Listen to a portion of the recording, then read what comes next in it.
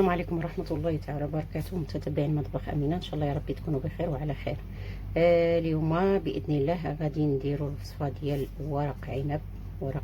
غادي نديروا، نشوفوا كيفاش، نوريكم الطريقة كيفاش ديروه. اللي حداها شي دالية نمشي تزبرها، ضربوا قيسوا عندكم، تمشيو تزبروا الدالية ويجيكم مولا وتوليو تدعيو عليا أنا. المهم هذا ورق عنب يكون في السوبر ماركت، وفعلا اللي حداها شي عنبه فريش راه احسن. ها هو الفريش كتجيبوه وكتغليوه، كديروا الماء يغلي ومن بعد كتحطوه الورقه في الماء حتى كيتغير لونها، كيولي بهذا اللون هذا. ديك الخضوريه ديال الورقه الطبيعيه كتولي في هذا اللون، ها هو بحال هكا. وهذا كتحيدوه كتغسلوه بالماء بارد وكتستعملوه. المهم اللي حداها شي داليه تزبرها، وانا ماشي شغلي. غادي نحتاجو، هنا عندي 400 غرام ديال ورق العنب. ورق العنب طبعا هو دائما الكميه كتكون على حسب عدد الافراد، بغيتو تكثروا بغيتو تنقصوا، اللي بغيتو. وبالنسبه للناس اللي مبتدئين ما فيها باس يديروا غير كميه قليله يجربوا بها، ومن بعد عادي يديروا كميه كبيره. هنا عندي نص كيلو ديال الرز. هذا الرز اللي الحبه ديالو قصيره، حبه قصيره. هنا كنقولوا ليه الرز المصري، ما عرفتش شنو كيقولوا ليه تما. الرز المصري هو هذا، الحبه ديالو كتكون شويه متينه وقصيره، ما كتكونش طويله، ماشي بحال البسمتي. غادي نحتاج معاه هنا زوج ديال البندورات، ولا جوج ديال الطماطم، اولا 2 طماطم. طبعا هنا عندي كزبر وبقدونس وشبنت. اللي تجيبوا البسباس كلوا البسباس وخزنوا الوريقات. عندي جوج، عندي هنا تقريبا كوب ديال 250 اللي هو بحال هذا. عندي كوب ونص عامرين بحال هذا، الكوب ديال 250. وعندي هنا بصله كبيره مفرومه ناعمه، وطبعا الطماطم حتى هي مفرومه ناعمه. عندي عصير ديال الليمونه. غادي نحتاج تقريبا واحد نص الكوب ديال زيت زيتون. وعندي هنا ملعقه ديال فلفل اسود.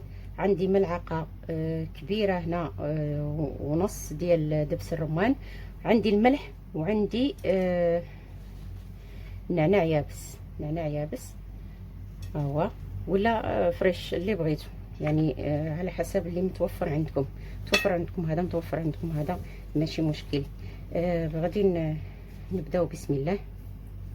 انا غادي نحيد هادو اللي هنا، نحط الملحه، نحط الابزار، حطيت نعناع يابس. غادي نحط الخضره اللي عندي هنا بصله، وكيف قلنا كزبر وبقدونس وشبنت. نعم انا تنحب الصراحه الخضره، تنحب الخضره بزاف، تنحب نكثرها شويه. كاينين الناس اللي كيحطوا غير بقدونس ما تيحطوش كزبر وشبنت. كاين الناس اللي كيحطوا كزبر وشبنت ما كيحطوش بقدونس، يعني على حسب كل واحد على حسب الذوق ديالو. انا كنحطهم كاملين، انا جامعه الاذواق كاملين كنحطهم كاملين. غادي نضيف هاد ليمونه، عفوا ماشي نص، هي ليمونه، عصير ليمونه كامله. وغادي نضيف هاد دبس الرمان. بصراحه الدبس الرمان كيجي رائع. الناس اللي ما كتبغيش الحموضه ما تحطش دبس رمان، ولا تحط دبس رمان ما تحطش ليه عصير ليمونه، ولا تحطهم بزوج وتحط معاهم ملعقه ديال السكر، كيجي شويه فيه حموضه على حلاوه. هنا كيف قلت لكم غنحتاج نص كوب ديال، لان هذه راه صغيره يلا كتهز كوب، انا حطيت نص الكوب. غادي نخلط الكميه اللي عندي،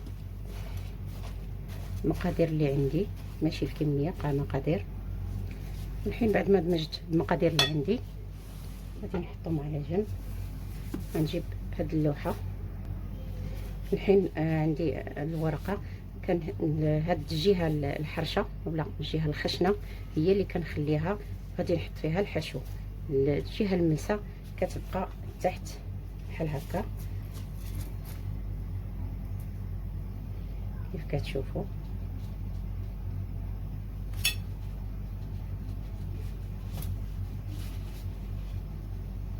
كنتنيها بحال هكا موضح ان شاء الله يا ربي يكون واضح وباين بحال هكا.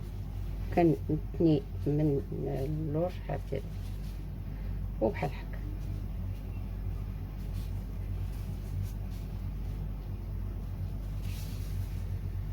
هي هذه كيف كتشوفوا. هذا هو. غادي نعاود معكم واحده اخرى. الله الحاجات نوضو نديرو ورق عنب.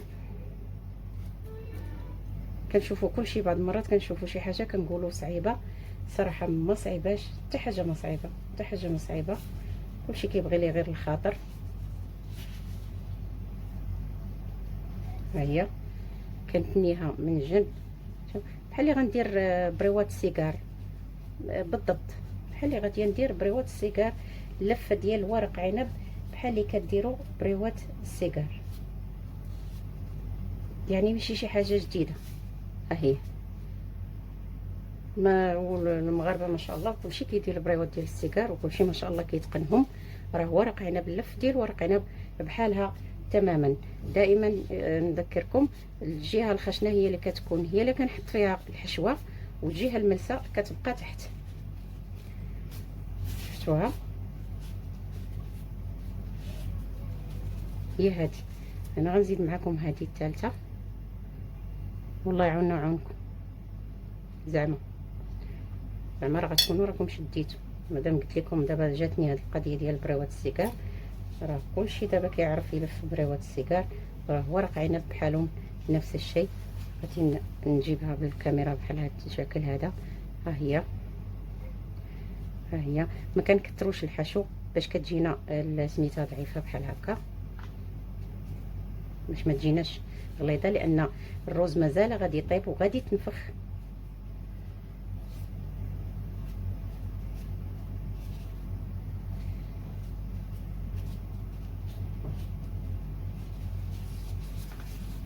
اهي.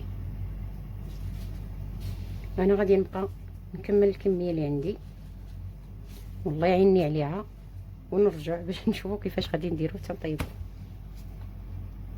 بعد ما لفيت ورق العنب كامل، ها هو كيف كتشوفوا خلص الورق العنب كامل اللي عندي. غادي نديرو، انا كنطيبو في الفران. هو اللي بغى يطيبو فوق الغاز ماشي مشكله، بس انا كنطيبو في الفران، يعني انا كنحطو يستوي في الفرن.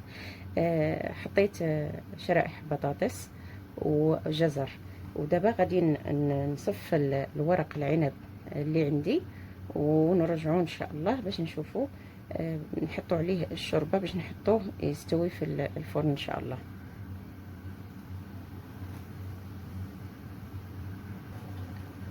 الحين بعد ما صفيت ورق العنب اللي عندي في الصحن، كنحط عليه شرائح ديال الثوم بحال هكا. عندي فصين ثوم، وغادي نحط الشوربه اللي هي حطيت ماء مغلي مع ملعقه دبس رمان، شويه فلفل اسود وملح.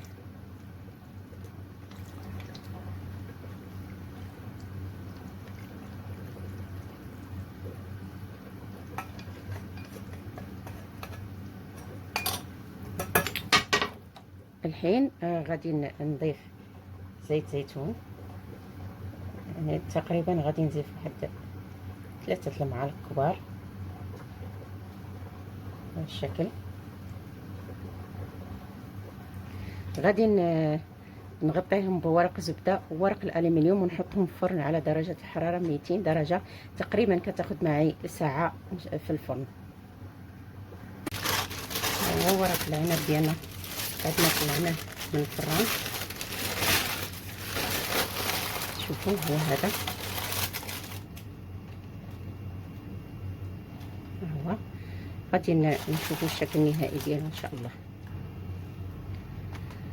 هذا حبايبي، هذا هو الشكل النهائي ديال ورق العنب ديالنا كيف كتشوفوا. هو هذا طبق جميل جدا، غني عن التعريف صراحه. الكل كيعرف ورق عنب انه جميل جميل جدا، وصراحه ان شاء الله اتمنى يعني تجربوه وتردوا عليا الخبار، تقولوا لي اش رايكم في هذا الطبق هذا. يعني ان شاء الله يا ربي تجربوا ويعجبكم وبالصحه والراحه. وكيف كتشوفوا هذا هو الطبق النهائي. هنا زيناه بالجزر اللي حطينا تحت، والبطاطس اللي حطيناهم تحت، ورق عنب وشرائح الليمون والفلفل، وبالصحه والراحه. نوريكم كيفاش كيكون من داخل. هو الروز راه كيطيب، كيستوي من داخل، شفتوا. هو كنتمنى لكم شهيه طيبه وبالصحه والراحه. وفين ما مشيتوا لقيتوا شي داليه، زبروا الوريقات الخضرين، ما تكحلوهاش، زبروا غير الوريقات الخضرين وبالصحه والراحه.